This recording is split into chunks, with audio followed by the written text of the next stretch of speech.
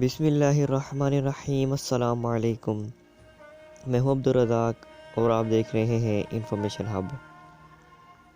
آج کی ویڈیو میں ہم بات کریں گے کہ اگر ہم قرآن پاک کا مطالعہ کریں گے تو اس میں ہمیں یہ دیکھنے کو ملے گا کہ اللہ تعالیٰ نے ہمیں کئی عبرت کی نشانیاں بتائی ہیں اور ہمیں ان سے سبق سیکھنا چاہیے۔ اس میں ایک نشانی فرعون کی ہے جو حضرت موسیٰ علیہ السلام کے دور میں تھا۔ آج ہم اسی پر بات کریں گے کہ کیسے ہر سال اس کے جسم پر چوہے چھوڑے جاتے ہیں اور اس کی عبرتناک موت کا بھی واقعہ بتائیں گے۔ ویڈیو شروع کرنے سے پہلے آپ سے ایک چھوٹی سی درخواست ہے، ہماری ویڈیو کو لائک کر دیں اور چینل کو سبسکرائب کر دیں، ساتھ ہی بیل آئیکن کی گھنٹی کو دبا دیں تاکہ نئے آنے والی ویڈیو آپ تک بآسانی پہنچ جایا کریں۔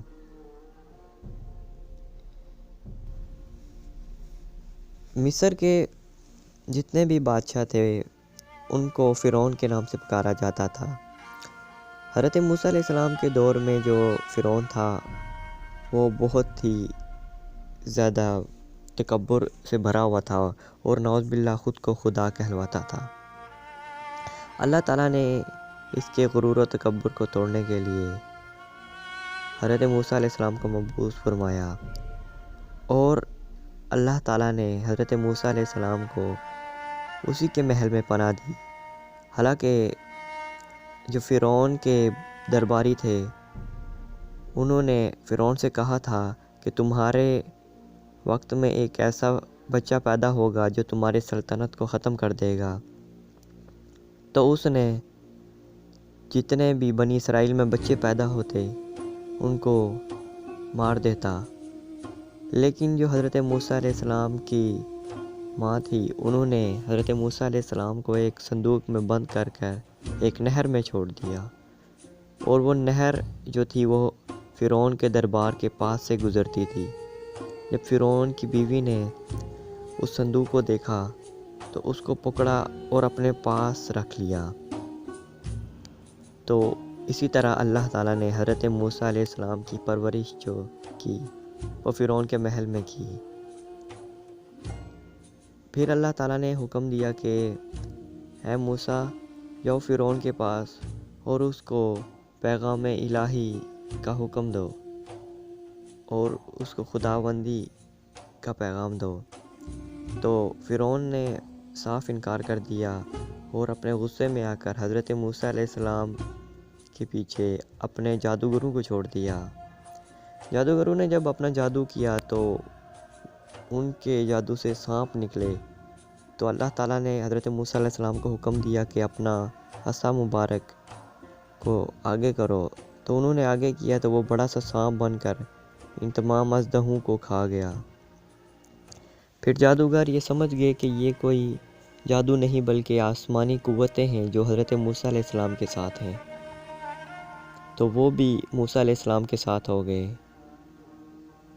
پھر اللہ تعالیٰ کا حکم ہوا کہ اے موسیٰ بنی اسرائیل کو لے کر یہاں سے چلے جاؤ۔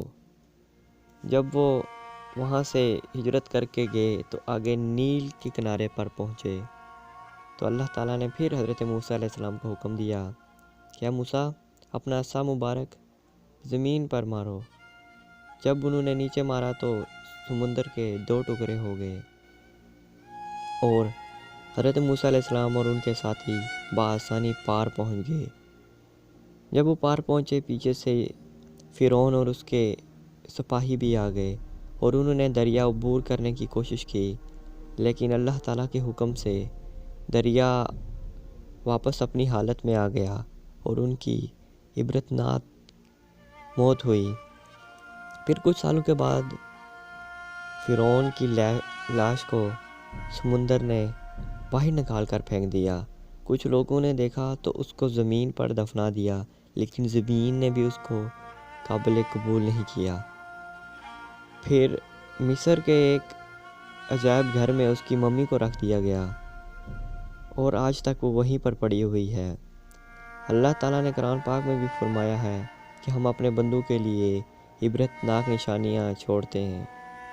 تو اللہ تعالیٰ نے فرعون کی لاش کو آنے والی تمام نسلوں کے لیے ایک عبرت کا نشان بنایا ہے کہ اللہ کے ساتھ کسی کو شریک ٹھہرانے والے کا اور تکبر کرنے والے کا کیا حال ہوتا ہے۔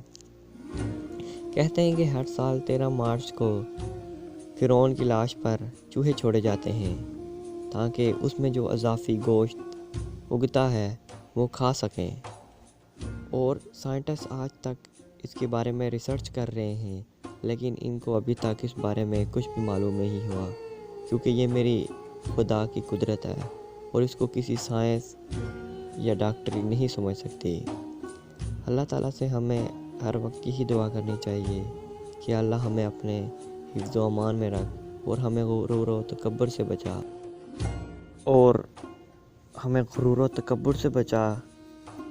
اگر آج کی ویڈیو آپ کو پسند آئی ہو تو ویڈیو کو لائک کر دیں، چینل کو سبسکرائب کر دیں، کیونکہ ہم ہر روز ایسے ہی نئی انفارمیٹیو ویڈیو اور اسلامک ویڈیو آپ کو لاتے رہتے ہیں۔ شکریہ، السلام علیکم۔